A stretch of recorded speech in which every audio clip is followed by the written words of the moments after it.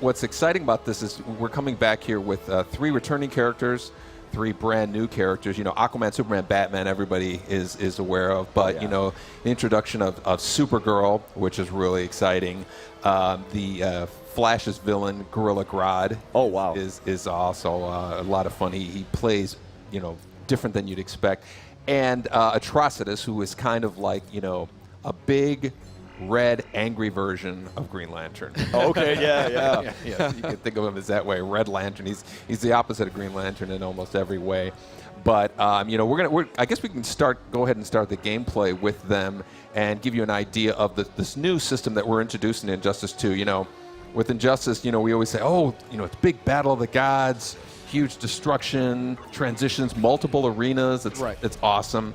And with the sequel, of course, we're going to add new characters, you know, and expand on that whole thing. But the gear system, what we're calling the gear system, is really like the foundation of what is brand new, what we're bringing to the table, differentiated from Injustice, as well as differentiating it from other fighting games. Wow, very cool. So, like with each match that you fight, you'll be grabbing gear, or how does that work? Yeah, so like after a fight is done, you're going to acquire some gear, and the gear actually powers up your character. So every character in the game has thousands and thousands of, you know, boots, utility belts, cowls, capes, insignias, and when you finish playing the game, it's kind of like XP. You know, you're getting a drops of gear. Sure. And you get to actually apply them to your character, and they power your character up in different ways. You know, defense. You know, your strength, your abilities that you use in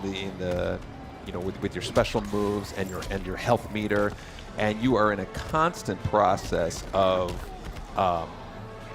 leveling up. So yeah. You know. Now, does this carry on to like online also? Like, will I be able to face like, you know, like, you know, Superman versus my Superman, where it's decked out differently? Yeah, and you know what you said is really key. It's like your Superman, your Batman, your Aquaman against somebody else's, and it's all personalized, and it is you literally customizing, molding your version of these characters that go up against somebody else's. I love that idea because you see so often, you know, there's certain characters who will be more popular than others, and you know, you see a lot of mirror matches. But now, like you said, like you can have your, you know, maybe I'll focus on like more offense type gear, you know, versus maybe Swifter's defense type, you know, gear. Exactly. Sounds very You cool. notice here there's this big transition. You can throw your opponent into a new arena where there's a whole new palette of you know, objects that you can actually use in the fight. That was, you know, something that really resonated with the last Injustice, and we really wanted to bring it over.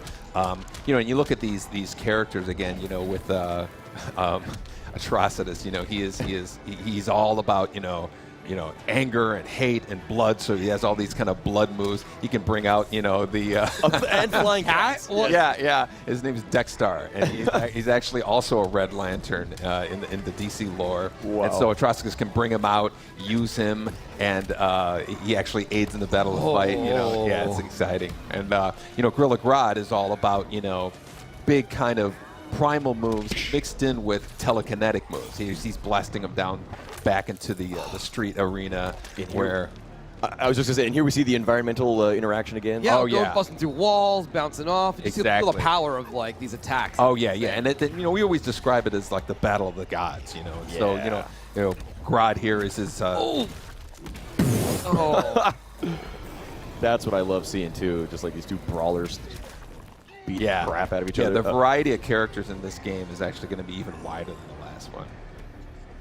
So here is what we were talking about in terms of the gear. You know, like when you finish a round, your characters are leveling up. You know, you see the stats of their strength and all that. But then this gear that you're rewarded with, you know, the Curse of Rage, his new arms for ATROCITUS, and Grodd has these. You can also be awarded gear for other characters. Yeah, I just noticed. You want to level up your other character. It kind of gives you an incentive to really build up the entire cast. That is very cool. That is all. I'm actually really excited about like the loot drop system and like looking at like, oh, if I face off against man, he's got like, oh, that awesome gauntlet. Like, what am I gonna do? Like, counter that or whatever. Exactly. Or when you go online and you see somebody wearing some crazy crown, you're like, you know, where did you get that? You know, and so there's a lot of you know, kind of like this big collection mechanic going on.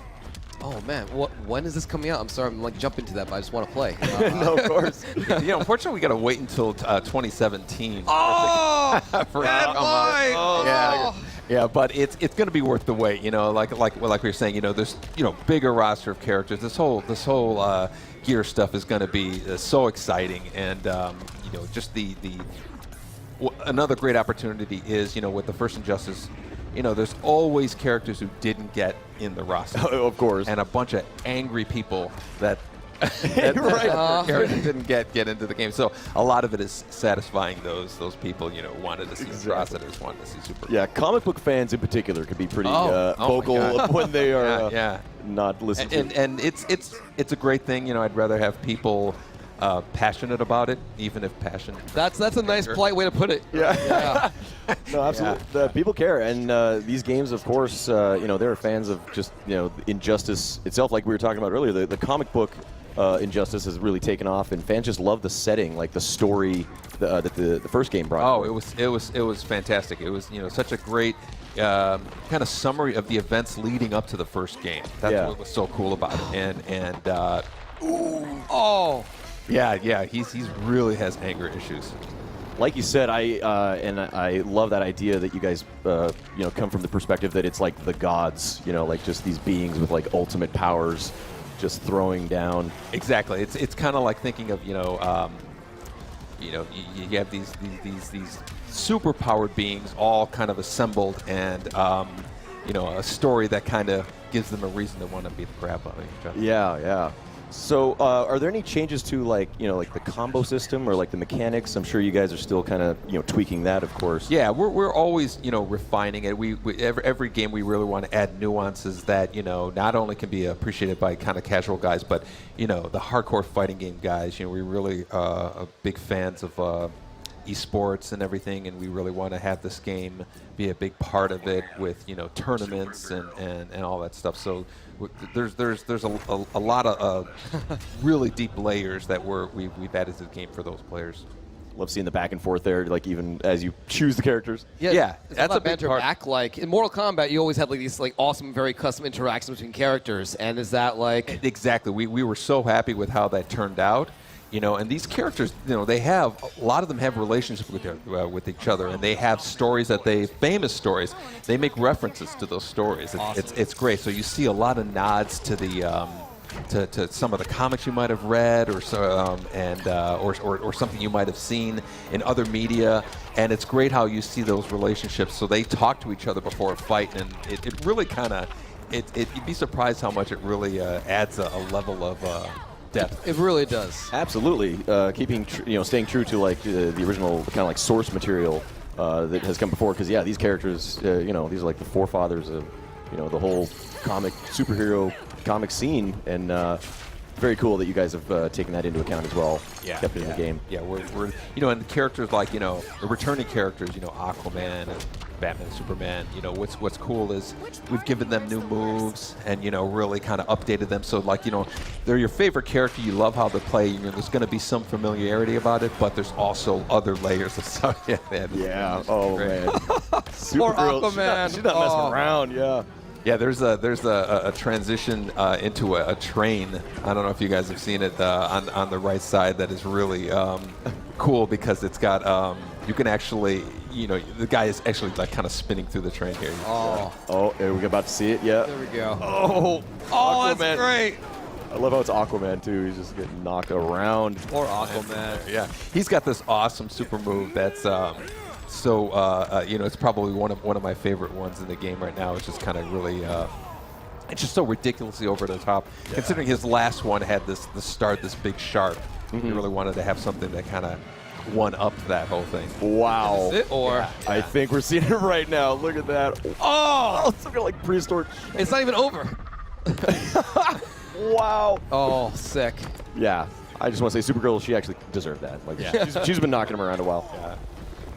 Look at that. Oh man, I'm probably most excited for the loot system though. That sounds like so like amazing. Just keep me coming back. Looking forward to the end of every match. Exactly. Like fighting games are really all about traditionally have been about here's the character that we made.